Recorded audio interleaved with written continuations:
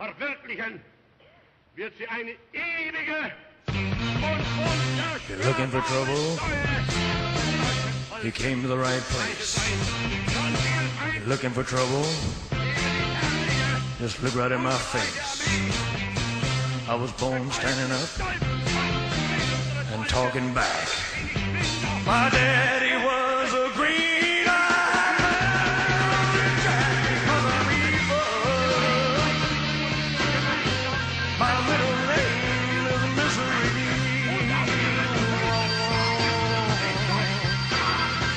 Well, I'm evil,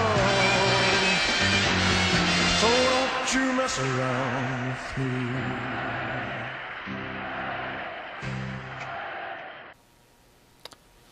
Who was the most evil man of the 20th century?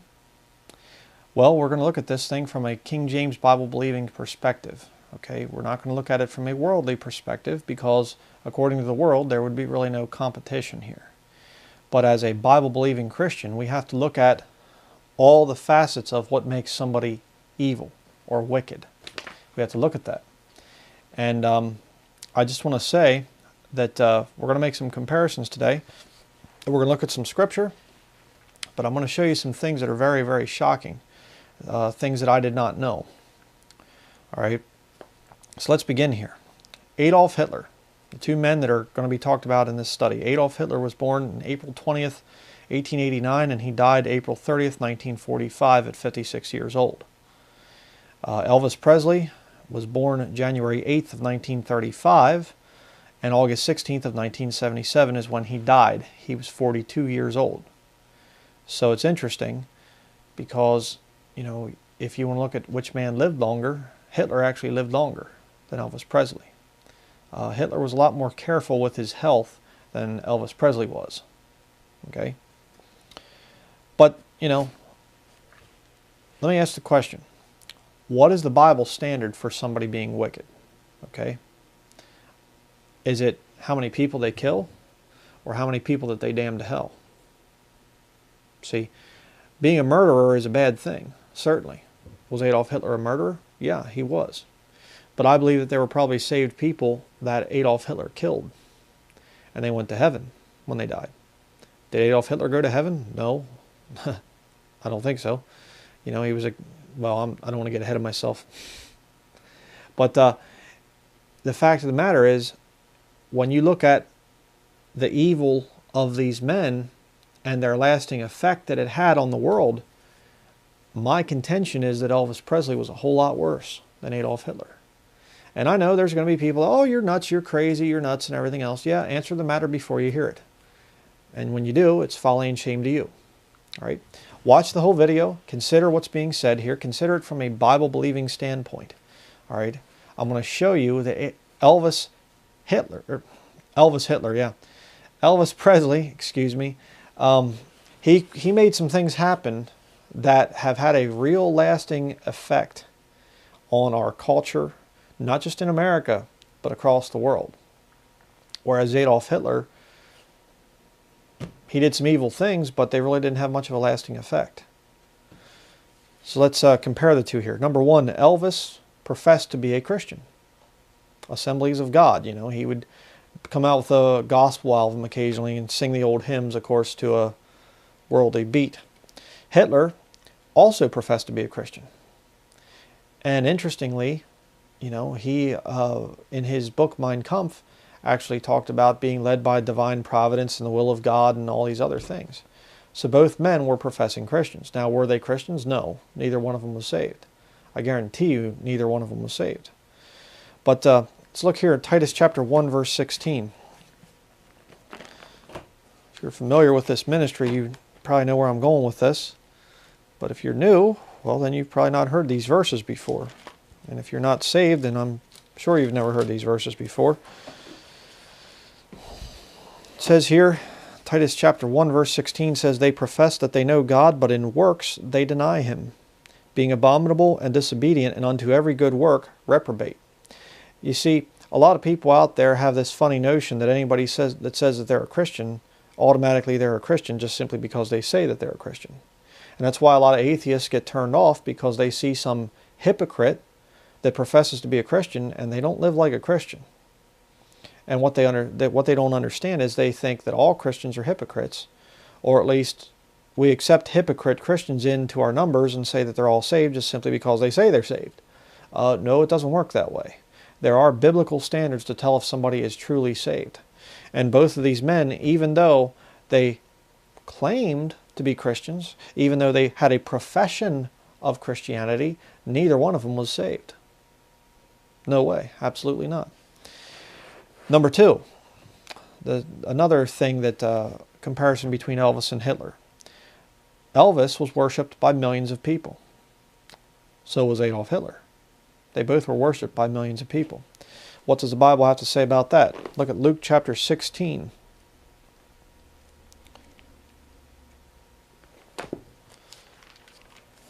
Luke chapter 16 and verse 15. Jesus speaking here in the text, it says, "And he said unto them, Ye are they which justify yourselves before men, but God knoweth your hearts. For that which is highly esteemed among men is abomination in the sight of God." Mark it down. Every time you see somebody who's very popular, who's very much loved by the world, they are an abomination in the sight of God. I'll show you another verse to back that up. James chapter 4, verse 4.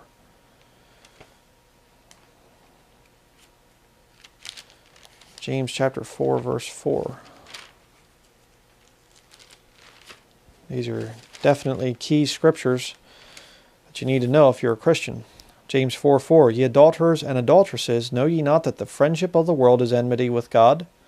Whosoever therefore will be a friend of the world is the enemy of God."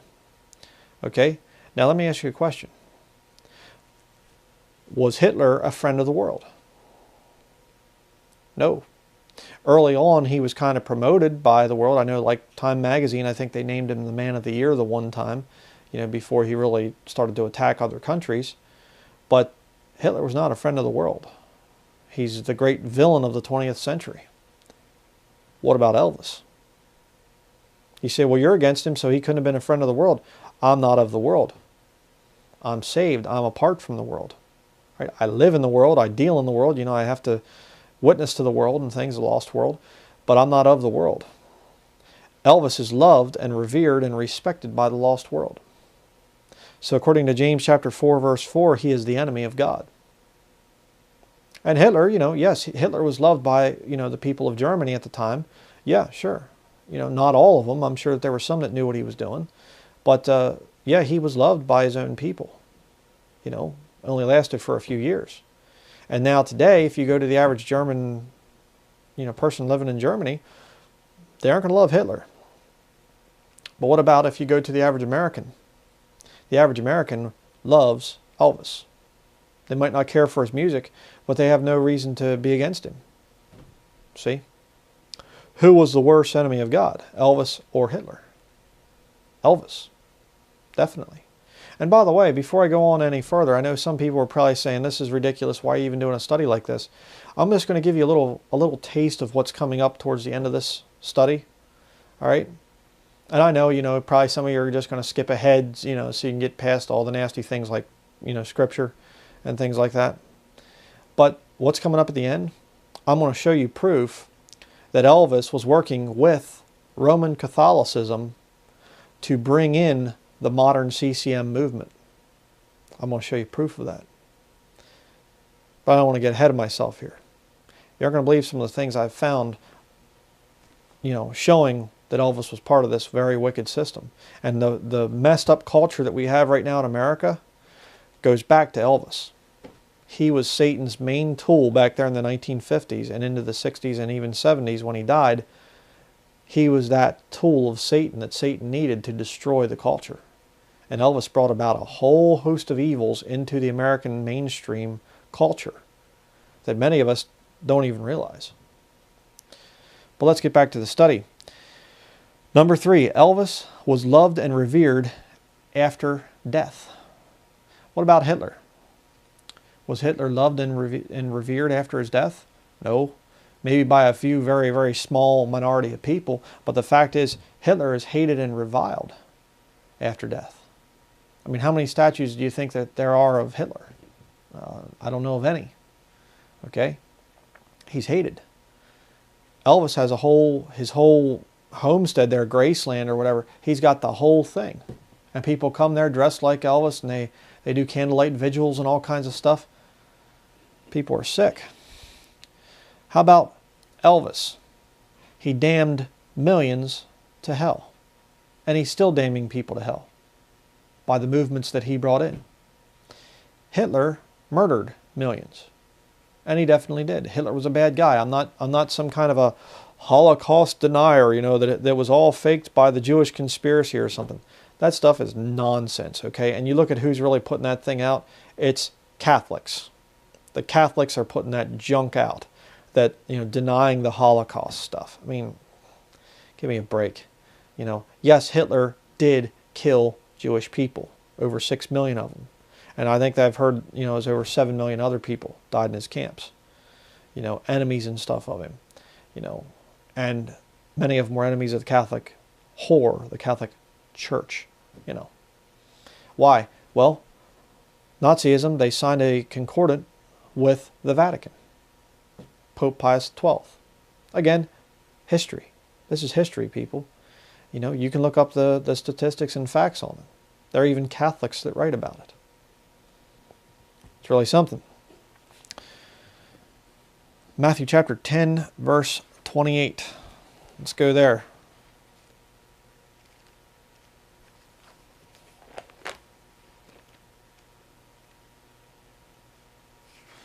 Matthew 10, verse 28. Okay, it says here, "And fear not them which kill the body, but are not able to kill the soul, but rather fear him which is able to destroy both soul and body in hell." Did Hitler kill people, their body? Yeah. But you know what? A lot of those people in those death camps, Hitler had no power at all over their soul. Hitler killed their body, but he didn't get their soul. What about Elvis? Elvis has killed a lot of people, soul first, and their body later when they die, and they go to hell.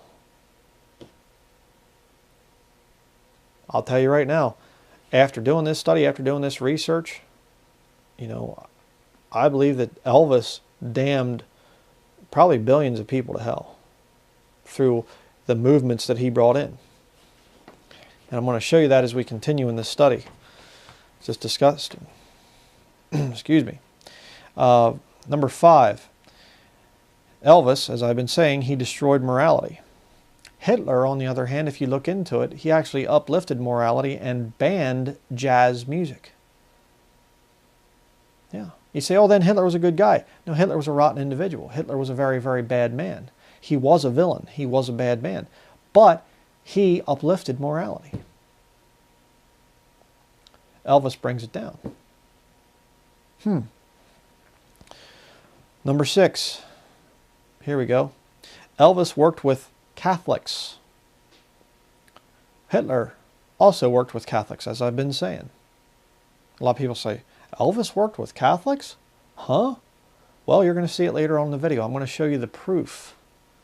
I'm going to show you that this is all part of the conspiracy. It's just incredible. All right, number 7. Elvis brought in sex, drugs, and rock and roll. And it's alive today as a result. How about Hitler? What did he bring in? Fascism, Nazism? Is Hitler's brand of Nazism, is it alive today? No, not really. I mean, if you want to say, you know, the system of the Antichrist is going to be very similar to, you know, Hitler in some ways. Yeah, there's some similarity there, sure. But it's never going to be revived the way that Hitler did it, with German nationalism and things like that. No, it isn't there. So again, who was really more evil? A man whose impact only lasted a few years, or a man whose impact is still alive today, even after he's been dead for, what, 40 years? 50 years? Interesting. A lot of people blame the hippie movement of the 1960s and 70s for the culture of sex, drugs, and rock and roll. But I'm going to show you actually that it was Elvis Presley that brought that movement in. And I realize, you know, he was just a puppet. He was a tool of Satan. All right, so it's not that he himself was the mastermind of the whole thing. No, he was used by Satan to bring in this movement. I'm going to show you the proof of that. I have here a study from James Madison University. You can see here it's called Elvis the Pelvis, an analysis of Elvis Presley's relation to the sexual revolution 1945 through 1960. And it's interesting, look who wrote it. I thought this was interesting here. Jarrett Schindler and Dr. Stephen A. Reich. I thought that was kind of interesting. You know, you have the Reichstag, of Hitler there, and Schindler was a Jew that, was, basically helping other Jews to escape and things. Thought that was interesting.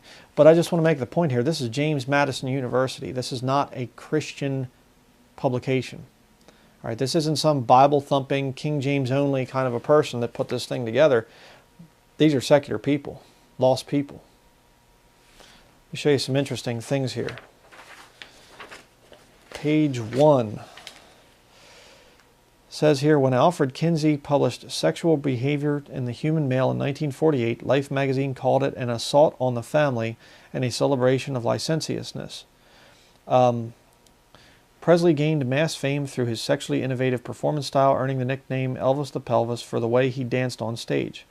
Presley was the master of the sexual smile, treating his guitar as both phallus and girl, while making sounds that resembled the male approaching an orgasm. Sorry about some of this stuff, by the way. There's going to be some graphic things in this. That's just the way it is. Elvis aroused his female adorers and reached a godlike status among male admirers. He channeled his sex appeal in order to reach unparalleled celebrity as the king of rock and roll.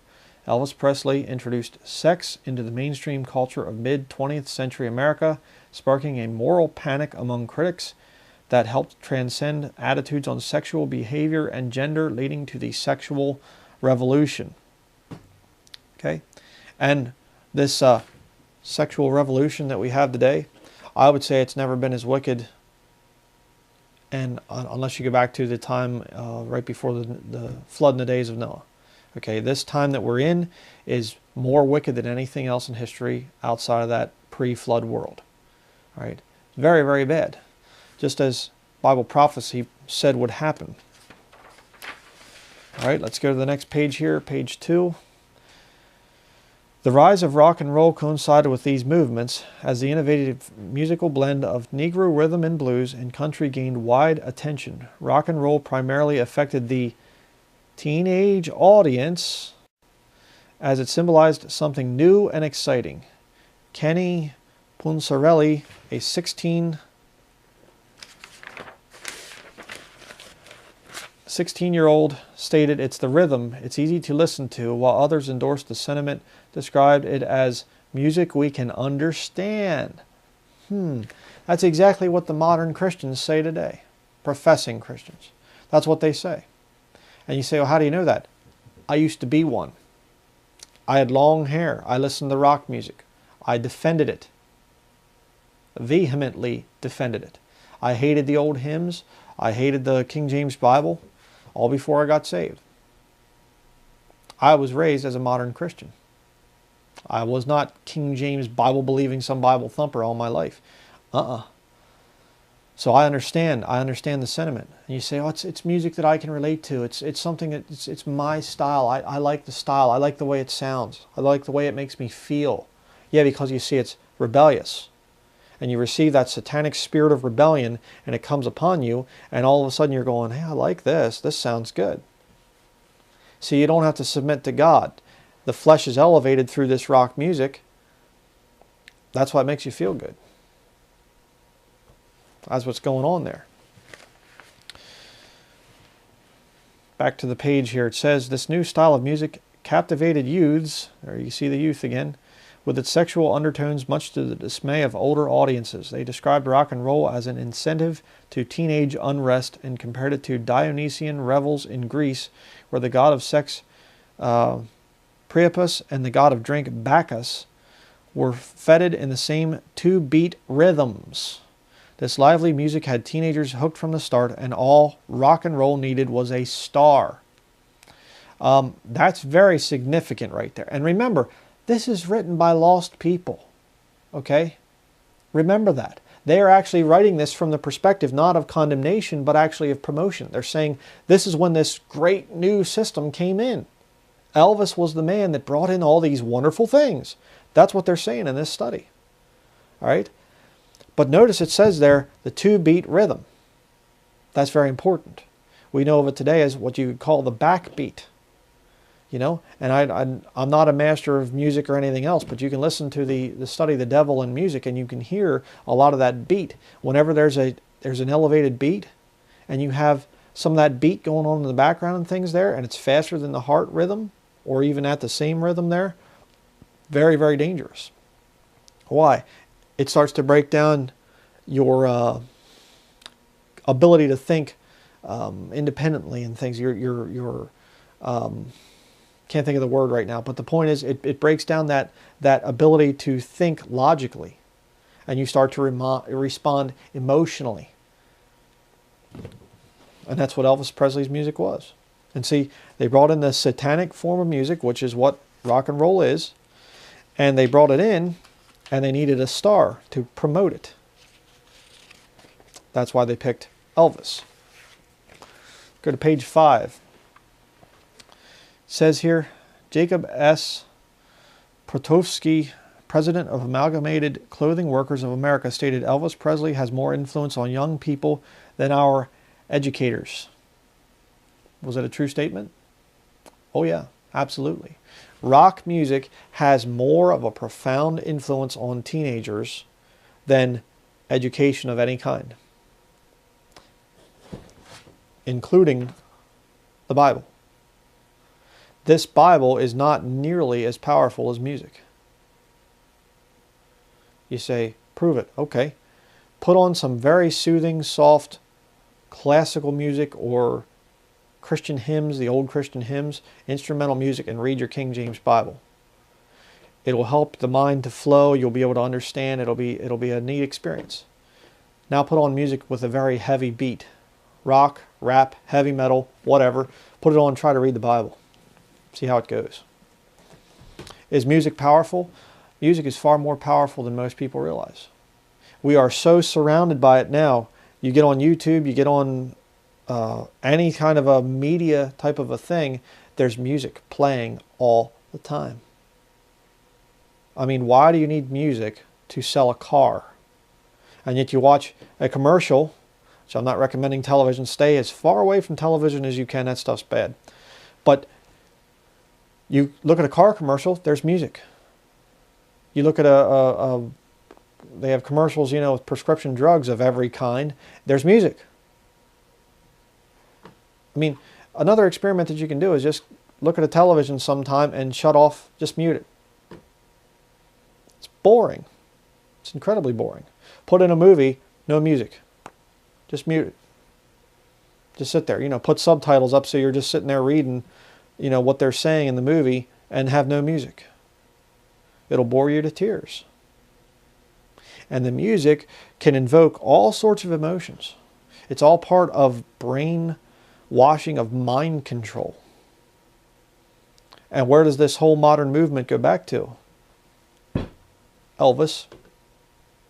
We're going to see about that. Let's go back here to this article. It says, according to critics like writer Eugene Gilbert, through an alliance of the spirit with Presley, the teenager is able to act out of his infantile desire of striving for power through the destruction of adult standards and symbols. The fear of Presley's impact on America's youth propelled his fame even further, as criticism only elevated his status among teenagers who resented being told what to do. The spirit of rebellion. That's exactly it. Let's go to Luke chapter 17. In the Bible, King James Bible. Luke 17 verses 1 and 2.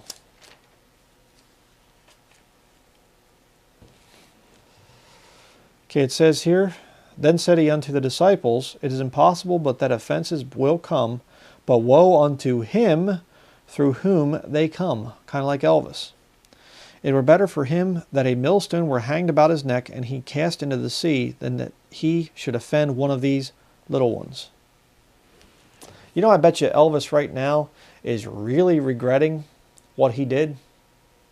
I bet you he wishes more than anything else that he could have a second chance, that he could come back so he's not, so he could live a different life and not go home and burn in hell where he is right now.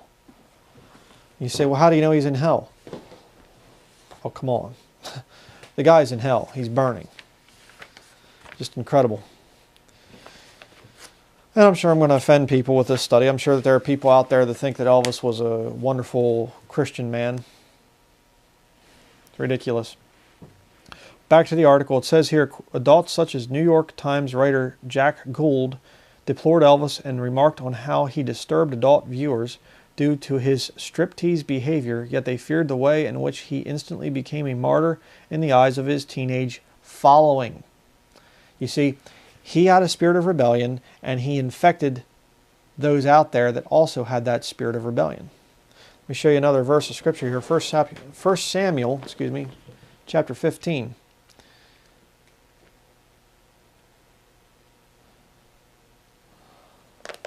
First Samuel 15 and verse 23. For rebellion is as the sin of witchcraft, and stubbornness is as iniquity and idolatry. Because thou hast rejected the word of the Lord, which Elvis certainly did. Look at this. He hath also rejected thee from being king. Now, in context here, it's talking about Saul, King Saul, the first king of the nation of Israel. But isn't it interesting that Elvis called himself the king of rock and roll? But the reality of it is, he wasn't a king. He rejected God's word, and so God rejected him. And why? What was the basis of Elvis's rejection of the word of God? Why? Because he had a spirit of rebellion. And he brought in rebellion, and he encouraged the teens to rebel against their parents and against the standards that came from the Bible. So you have that generation there in the 1950s that they're being raised with an understanding of the King James Bible, and yet, the spirit of rebellion is entering into them. And so instead of defending the way that they were raised, now the spirit of rebellion has come upon them, and they're starting to like that sound of the rock and roll and everything. And the rock and roll was very nice. It was the teeny bopper rock and roll. See? It didn't have the dark satanic undertones like today's rock and roll. It was very nice and sweet and everything else. That's how Satan baits people in, you see. But you have these people that are raised on King James Bible standards, and later they forget them. You know why? Because the spirit of rebellion came upon them with Elvis and with the popular media of the day. That's what's going on. So that today, you don't even have, all children have today is the spirit of rebellion. They don't even have the standards of the King James Bible being raised on it. Most children today have never even heard of the King James Bible. It's foreign. It's completely foreign to them. I once thought that I was raised with the King James Bible. I wasn't. Upon finding, you can watch my other video on that, my very first Bible version, it was a New American Standard Version. I wasn't raised on the King James Bible. It was foreign to me. So when the rock music came along, which, when I was a boy, it was really starting to get popular, this whole Christian rock thing, late 70s, early 1980s, it really was starting to become big then. And when I was a boy, that spirit of rebellion just came upon me like that. And by the time I was a teenager, I hated the old hymns. And if somebody would try to bring the King James Bible, I used to make fun of King James Bible type words. I'd laugh about the word fornicator. I thought that was funny. Why? The spirit of rebellion had built and built and built and built and built. It's kind of like an infection, and this infection got in there, and they didn't take care of it back in the 1950s. People allowed this sin of Elvisism and rock and roll, they allowed it to fester and to boil and to get bigger and bigger and bigger and bigger and bigger. Pretty bad. But we'll continue here with the article. Page number 7 says here, Elvis had successfully brought sex into the columns of newspapers and magazines throughout the country, mimicking the effectiveness in which he displayed sexual ideas to teenagers. So Elvis brought perversion out into the open and made it popular. Yeah, that's exactly what he did. Look at 1 Corinthians chapter 6, verse 9 through 11. Back to the New Testament here.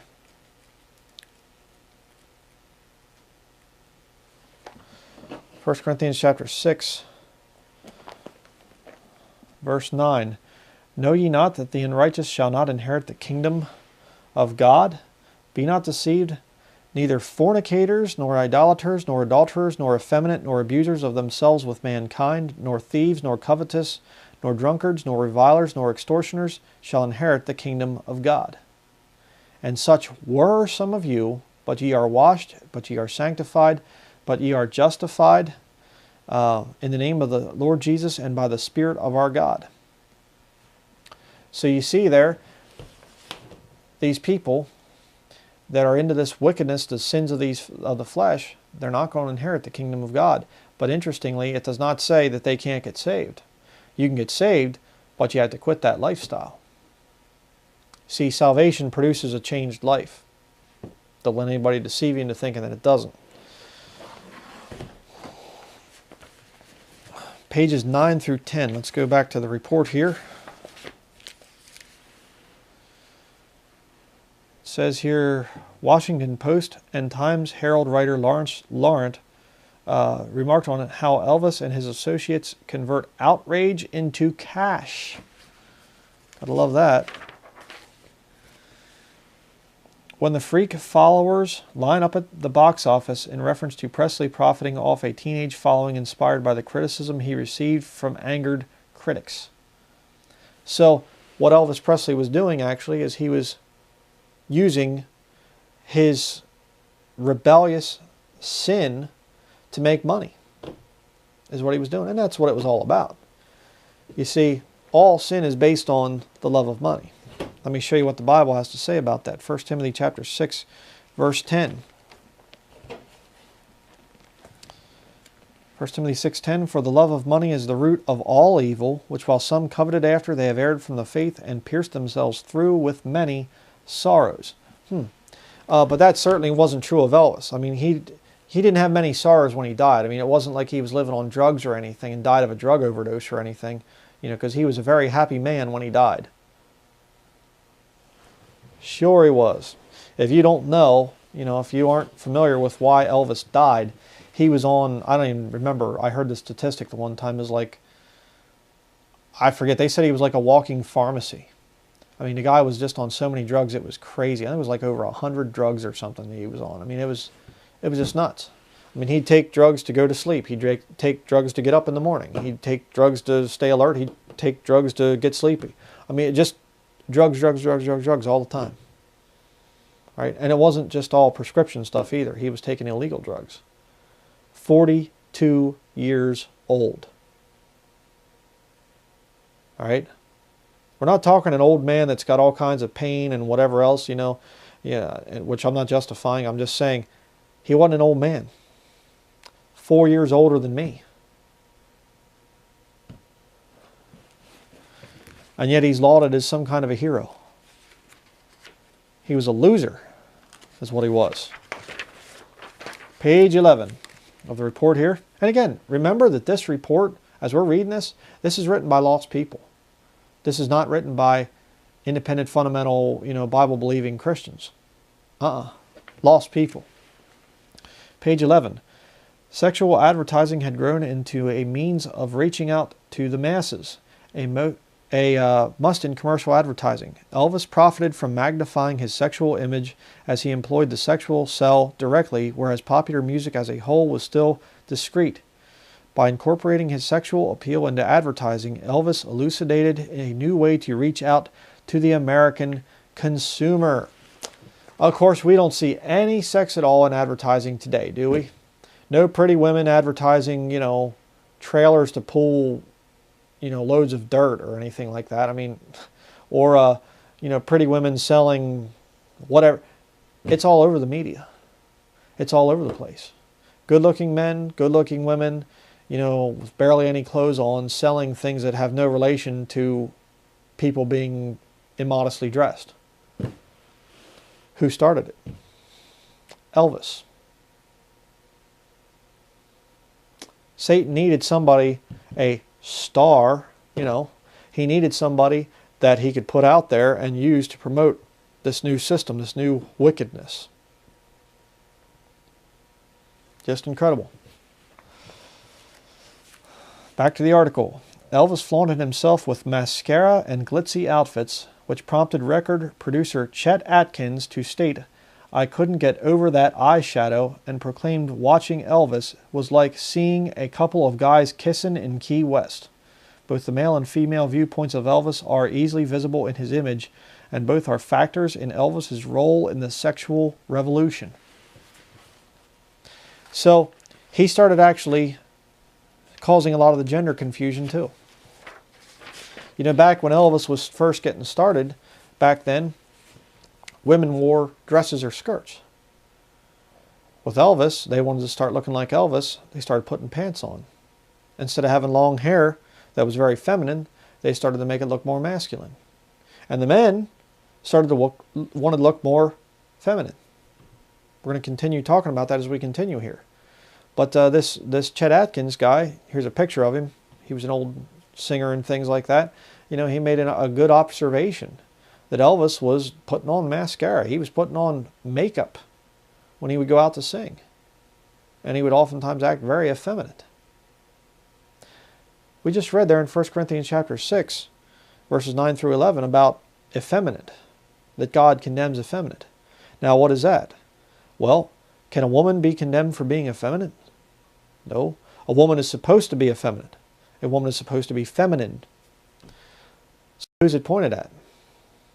Men acting like sodomites. And sodomite is the true biblical term for it too. I mean, you can get really carnal and start calling them all kinds of names, which I'm not going to do here, but the fact is, a sissy man, a man that acts very much like a woman, is what the Bible calls a sodomite. As men, you're supposed to act like men. There's supposed to be distinction there.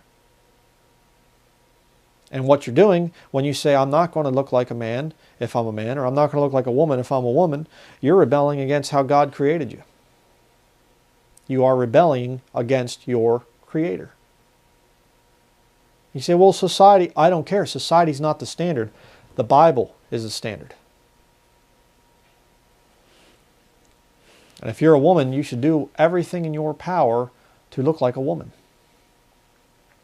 And not to try and look like Elvis. Which you'll see again why I'm saying that here as we continue. But I want to show you a little clip here before we go any farther. It talked about Elvis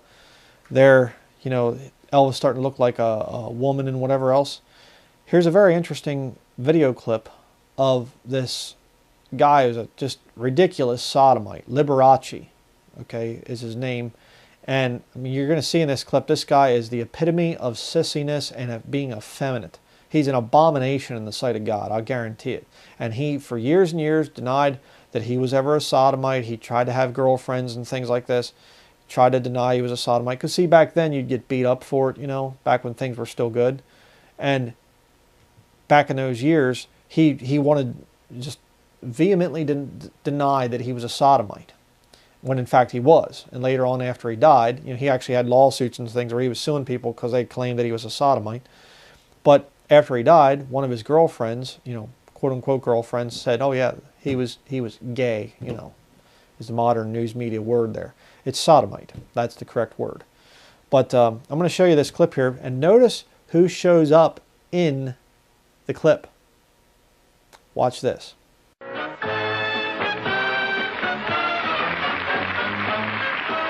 And Elvis Presley and people like that started copying me. They began wearing it. You've got a beautiful audience. Bless you.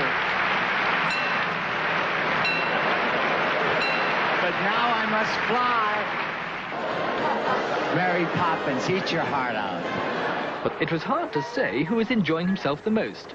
Liberace, his host Lord Montague, or the singer Michael Jackson, who had also popped in for lunch and a spin in a Rolls Royce. You really want more? I'll be seeing you. All right, well, hopefully you're back from the bathroom after vomiting after watching that, if you're a red-blooded man. Disgusting. But isn't it interesting that this Liberace said that Elvis was stealing his ideas and his outfits and things like that. We're going to see about that in the next quote here. But very interesting. And did you see who showed up there? Michael Jackson. Another sodomite and child molester. It's bad. Okay, back to the article here. Page number 12.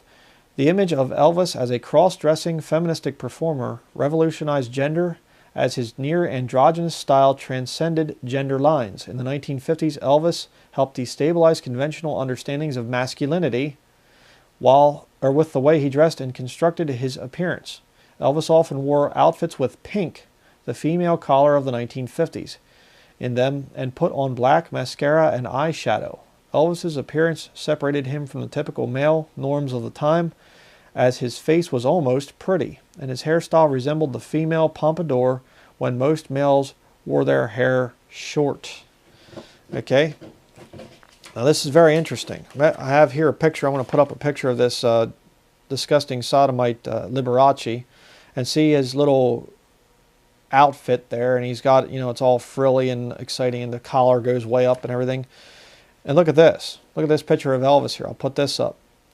Interesting hand gesture there. It's surfs up or whatever, but it's still, it's another variation of the whole, the two horns up and the three fingers down symbolizing the Trinity. It's very similar to the devil's salute. But notice how they both have a very feministic outfit on. I mean, very, very sissy. But what about this pompadour hairstyle? You say, well, it was made popular by Elvis. Is it still popular today? Well, I'll show you two more of these little drug-infested devils. First you have Miley Cyrus here. You can see her hair. And next you have Justin Bieber, both using the pompadour hairstyle. And I thought this was interesting here, this rebellious thing. Look at Miley Cyrus's picture there. It says, they want us to back down? Never.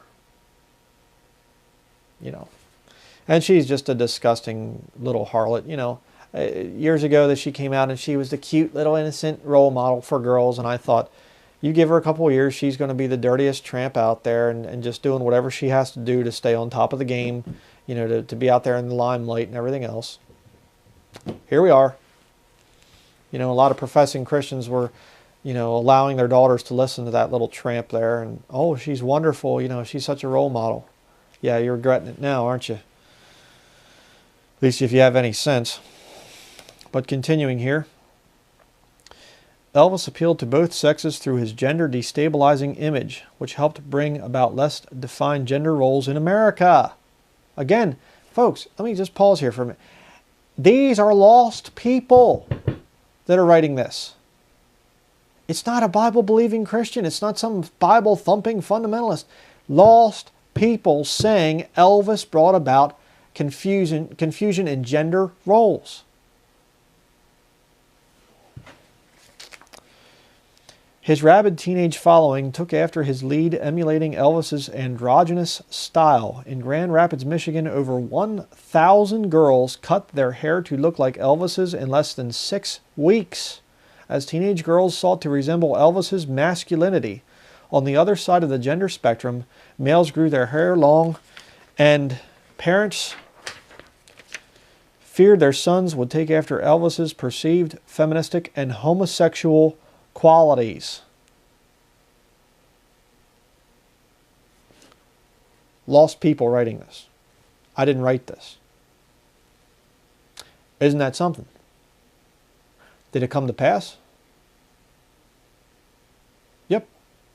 Sodomy was almost unheard of back there in the 1950s when Elvis was out there messing up people's minds.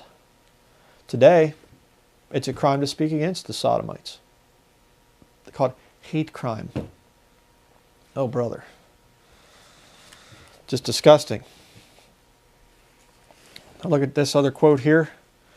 Society viewed him as a boy, a eunuch, or a woman, as anything but a man, and parents feared their children's love for an androgynous figure could lead to homosexuality.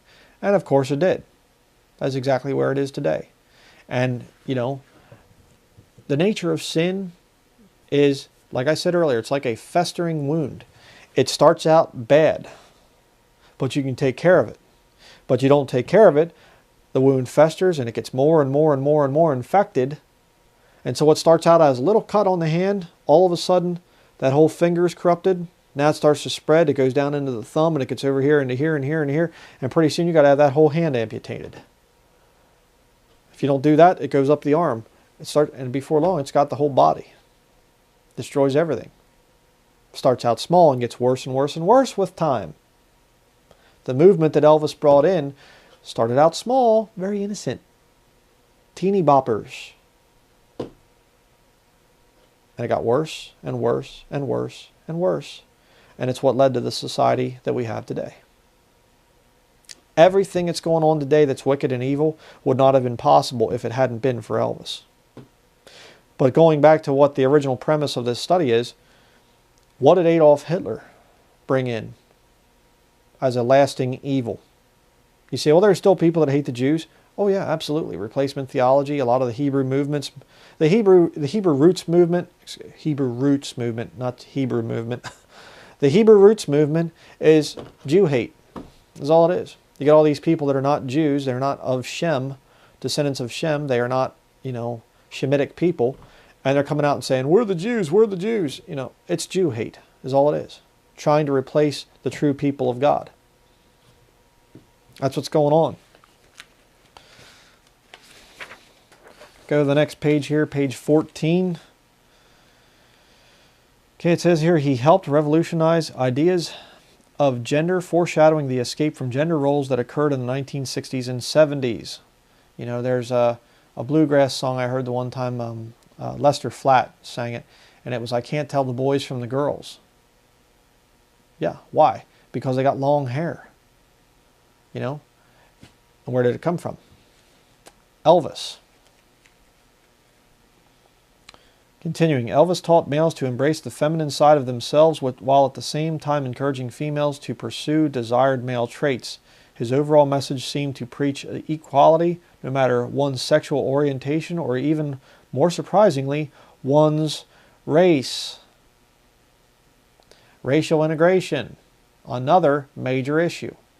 You say, what's going on there? Aren't all races equal? Well, in terms of salvation, yeah, God's no respecter of persons. God will save a black man, he'll save a Oriental, he'll save a white man, he'll save a white woman, he'll save whatever. In terms of salvation, yeah, there is no, you know, special thing that you have to be a special race to get saved. No, that's not there.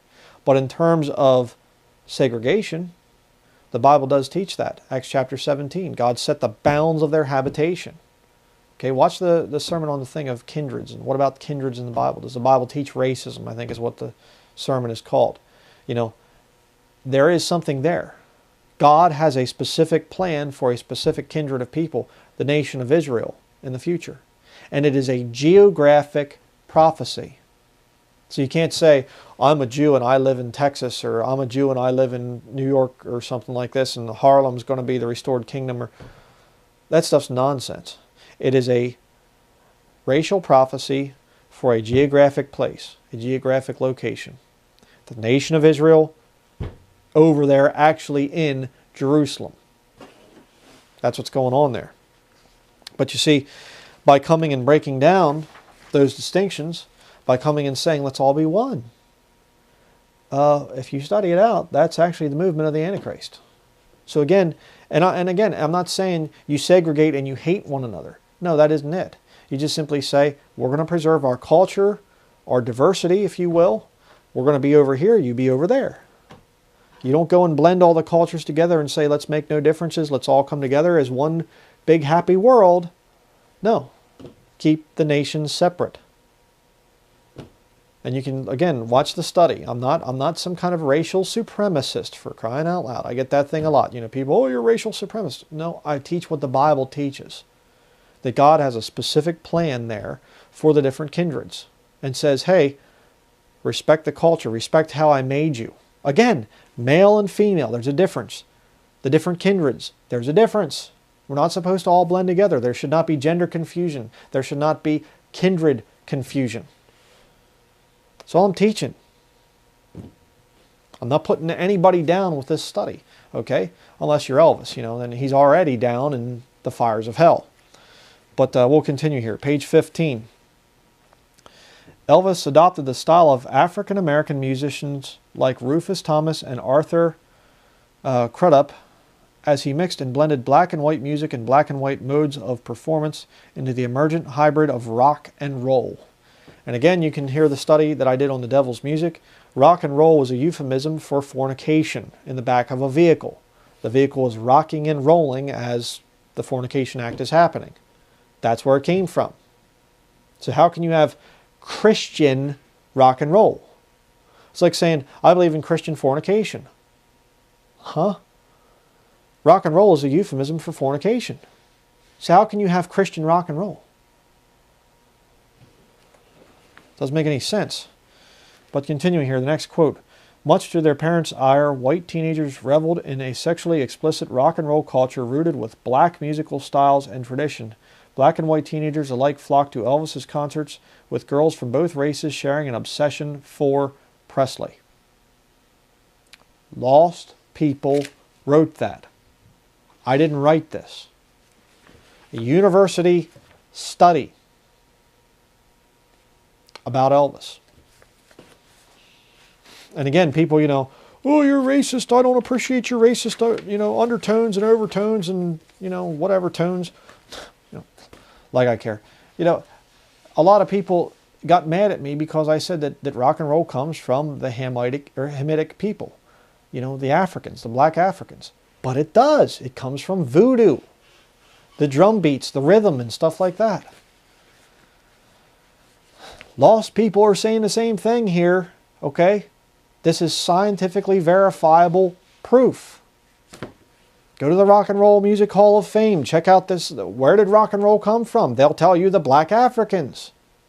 We're dealing with facts. Page 17. Critics described him as utterly nauseating. I agree. And after viewing a Presley concert, an Oakland, California policeman went as far as to state, if he did that in the street, we'd arrest him. Presley's sexual connotations alarmed a generation of elder Americans who feared the potential effect of Elvis on teenage youth. A moral panic overcame these terrified critics as they perceived Elvis as holding values they did not want transmitted to teenagers. Why didn't they stop him? Police officers said, man, if he did that stuff out on the street, we'd arrest him. Indecent exposure or whatever else, being lewd in public. Why didn't you stop him? Why was it allowed to continue? Why didn't Americans stand up as a whole and say, stop it? We have to kill this infection. And I don't mean execute Elvis. Okay? I'm not talking about that. I'm saying you have to stop the infection before it gets worse. Nobody did. You know why? Oh, I'd say probably because a lot of professing Christians back then were listening to Elvis. It's innocent after all. I mean, he does have a gospel album. And if he has a gospel album, well, bless God, he must be a Christian. And we can listen to Elvis and we can enjoy his music because, you know, well, some of his lyrics might be a little bit, you know, bad. But I really do like his music. That's why that generation, the 1950s generation, had King James principles, but they had rock music rebellion. And that's why they're worldly. I guarantee you, take Elvis back to the early 1900s, they'd have run him out of town. They'd have locked him up. They would have done what the police officer said they should do. They would have locked him up. Indecent exposure. Get that guy out of here. But you see, the morality was breaking down and breaking down and breaking down and breaking down. And television was in each home. The more televisions, the more the morality fell apart. Yeah. But let's continue. Page 18. One of the main issues that critics feared in Presley revolved around his impact on teenage youth, as these members of the younger generation worshipped Elvis. In the generations that followed Elvis, sex would be a key way to reach out to the American consumer. And here we are today. All right? It's right there. That's it for the report on this, you know. And again, James Madison University. Lost people saying that all the evil and things that we have, well, all the good things according to them, all the stuff that we have today was a direct result of Elvis. Right there. You know, a lot of people, and myself included, I used to say about it as the hippie movement. Oh, the hippies, those dirty, rotten hippies and things. The hippies came from Elvis. And Elvis came from the Africans. The morals. The problems. Facts. You say, well, I'm a black Christian, Brian. I don't appreciate. If you're a black Christian, then you would agree with me. Why? The Bible's your standard. I'm not cutting on black people. I'm saying scientifically proven facts are saying where this stuff is coming from. Hey, I'm German, you know, a descendant of German ancestors. Is there some problems there? You know, should I defend Hitler simply because he was a German or something like that? And should I get offended when people attack Hitler because Hitler was a German and I'm a German, so I get offended? Of course not. Of course not. I can look at that and I can say that was a part of Germany that was wrong. That was a part of German culture and heritage that was wrong. Some of the things that they did. All right? And actually, you know, it wasn't so much the German culture. It was Catholicism. Again, replacement theology coming in and trying to get rid of the Jews. That's what was really going on there. You know? But I'm not going to defend Hitler simply because he was a German and I'm a German. All right? Why would you defend rock music simply because it comes from Africa and you're black? That doesn't make any sense. If it's evil, it's evil. If it's wrong, it's wrong. If it's sin, it's sin. The Bible's the standard.